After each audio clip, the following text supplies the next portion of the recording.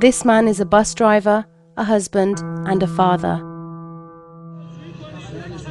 In 2005, he helped to create Sandikaye Shikate Vahed, an independent trade union representing 17,000 bus workers in Iran's capital city, Tehran.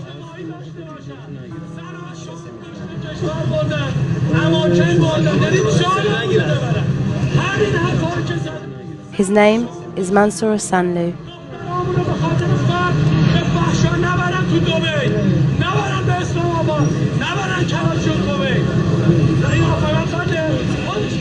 Osanloo and his fellow workers led protests that increased bus workers' pay by $50 a month.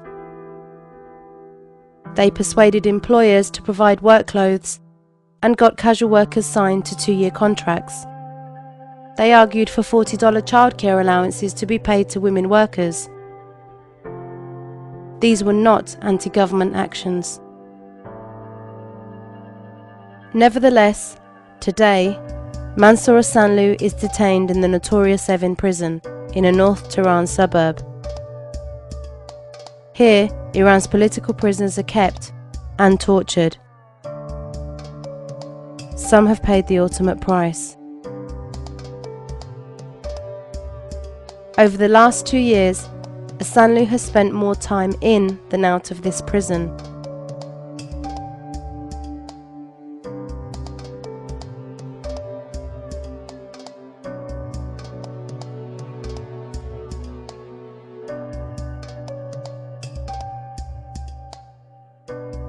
He has been beaten, and during one attack, his tongue was cut as a warning.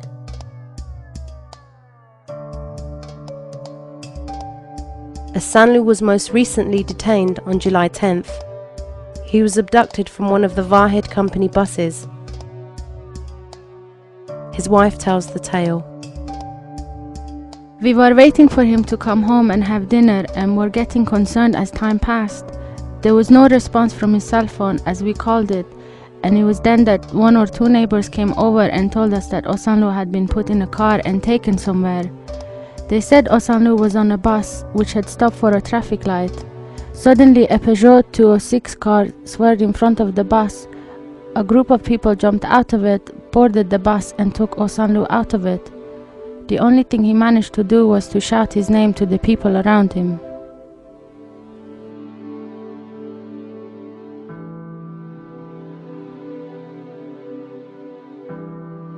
Witnesses said Osanloo was badly beaten by the thugs. It was 2 days before his family knew for certain that he was alive and in prison. This most recent detention came 3 weeks after Osanloo was allowed to travel outside Iran. In June, he joined fellow transport workers at the International Transport Workers Federation in London and told them that international support for the union struggle was crucial. He travelled to Brussels to meet the International Trade Union Confederation and other world trade union leaders. Throughout the trip, Osanloo spelled out his mission, that of raising the salaries and improving the lives of his fellow workers. Following this visit, and in response to a complaint brought by the ITF and the ITUC, the International Labour Organization, a UN agency, urged the Iranian government to drop charges against Osanloo and to grant full trade union rights.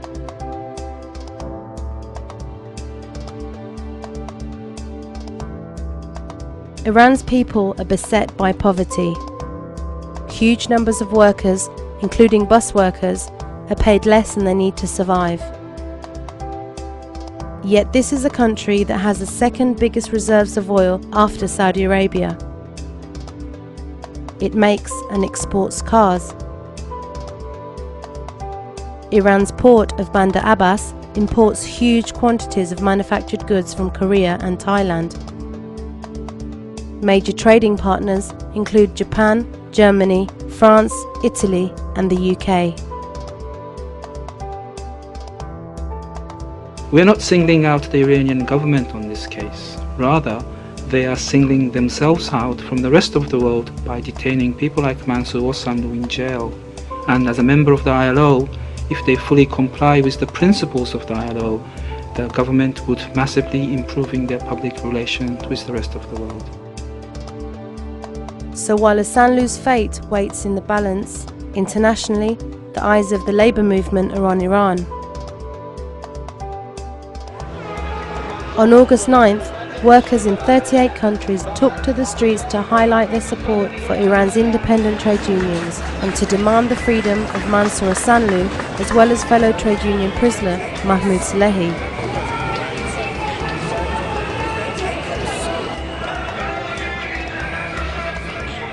This coordinated trade union action was also supported by Amnesty International.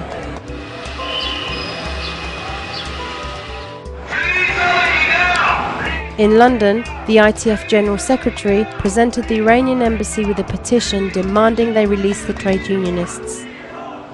Simultaneously in Tehran, 5 more bus union leaders were detained as they went to attend a rally at Osanloo's house. Trade unions and human rights organisations worldwide strongly condemned these arrests. These people need to be given the right to organise trade unions democratically in a free way within the Iranian regime. This global action sent a strong message to Iran's politicians and galvanised solidarity amongst transport workers. The 5 million members of the ITF family are spreading the word in their workplaces and in the streets. Support for their campaign to free Osanloo grows each day.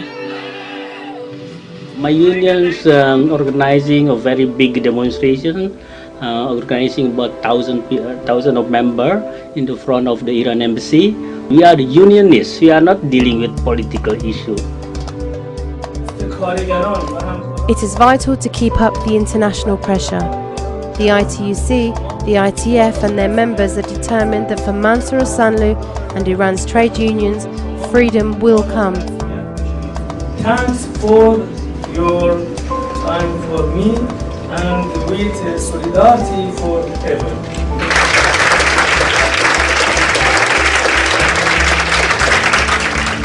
Demonstrate your solidarity. Fight for Osanloo and for freedom for all of Iran's workers.